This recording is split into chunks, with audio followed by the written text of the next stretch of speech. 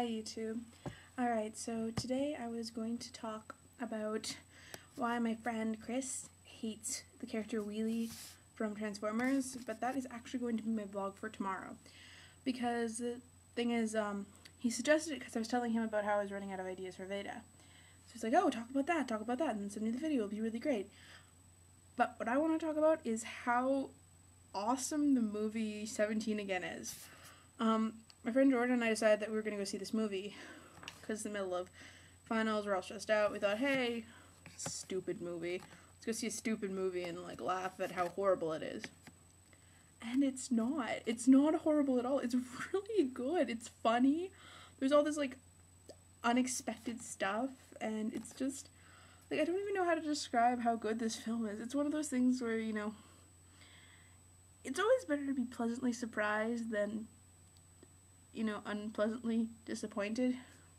I mean, honestly, like, how often have you gone to a movie and been like, oh my god, this is gonna be so awesome, and then just, like, left the theater like, what?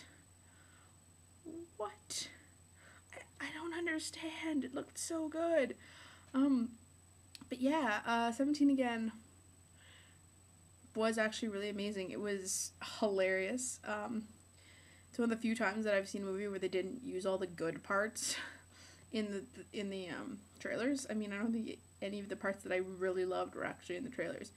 It was so good. The boy that played the son, Alex, was adorable.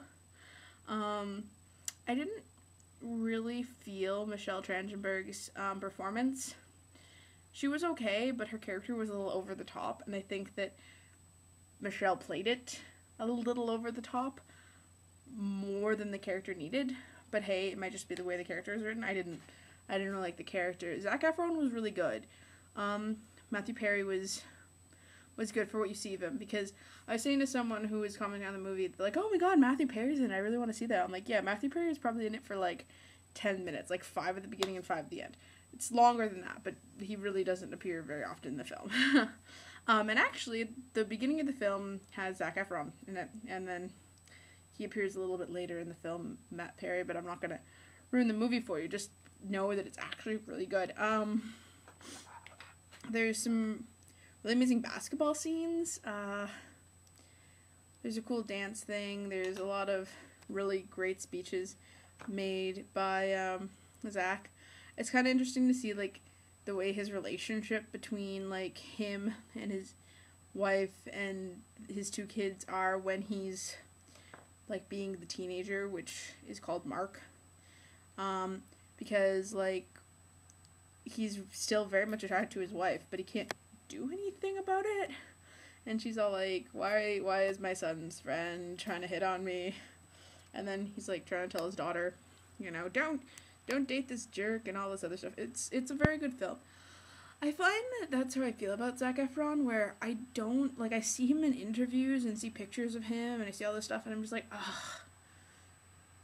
God. But then I've seen, like, two movies that he's been in. 3 if you count the first High School Musical. I didn't like the first High School Musical. I liked some of the songs. I actually have the whole soundtrack. I enjoyed the music, but I thought it was a stupid movie. But Hairspray was a really, really good film, in my opinion. I just like the musical, and I think he, like, played Link really well. And then 17 Again, he made a great performance. And he's going to be doing Footloose soon, which I'm looking forward to. So it's kind of funny, because I'm probably, you know, if anyone ever brings Zac Efron up in conversation, I'll always be like, Zac Efron, I don't like him. But my movie collection will probably show that, excluding the High School Musical trilogy, I will probably have most of his films. But this is judging on the 2 films that I've seen from him that I liked, and the possibility that the version of Footloose he's going to be doing will be good.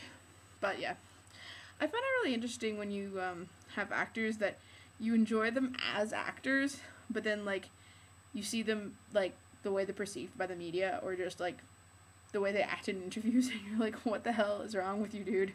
What is wrong with you? But then, you know, they are talented. Like, I think the thing is, I mean, it's one of those things, like, celebrities have that problem where, I mean, your doctor could be a total jerk in real life, but, I mean, he's nice to you, or she is nice to you when you're getting an exam, and really helpful and very intelligent and a really great doctor.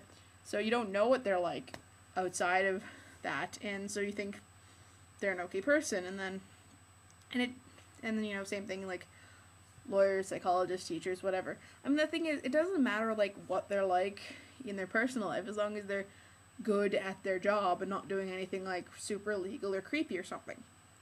But with like celebrities, like everything they do, it's like, hey, did you see the celebrity? They were at the movie theater. They had a large Coke. I wonder why they had a large Coke. I wonder why they didn't get a smaller Coke. Why did they get the bladder buster? Was it actually Coke? Maybe it was Diet Coke. Ooh, are they on a diet? I mean, it's insane. The paparazzi. Jordan was saying earlier when I was talking about how I couldn't figure out what thing to do for a vlog. It's really great when you have nothing to say, but like there's like one spark of an idea, because you kind of just feed off of that and you go forward and you move and you make things happen. So I think that's really great. It's kind of fun not to have to think and be like, what was I trying to say? Just kind of let it happen. You talk and you say what you're thinking.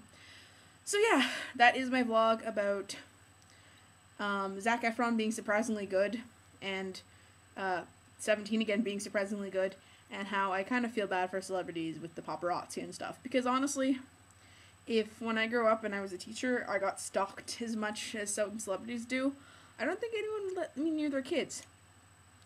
Not because I'm a weird person or anything, but just because, I mean, like, I don't know. She watches horror movies. People who watch horror movies are bad for the children. I honestly don't know. I'm just saying, I feel bad for anyone who's got that much attention on them. I mean, like, the most attention I get is sometimes on the street or here on campus or something. Somebody be like, oh my god, Hina Kiba, I love your videos, you're so awesome. And I'm like, cool, great.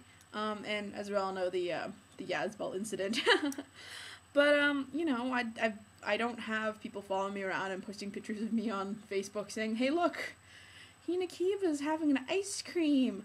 Did you get it Dairy Queen or McDonald's? I don't know. So that's it. I will see you tomorrow, and I will explain to you why my friend Chris doesn't like wheelie. Bye! Well, I am just a Tuesday in a world of Friday nights, and I get choked up on the foreground.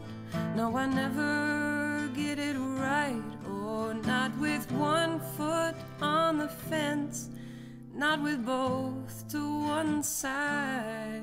Where's your memory when you've made up your mind?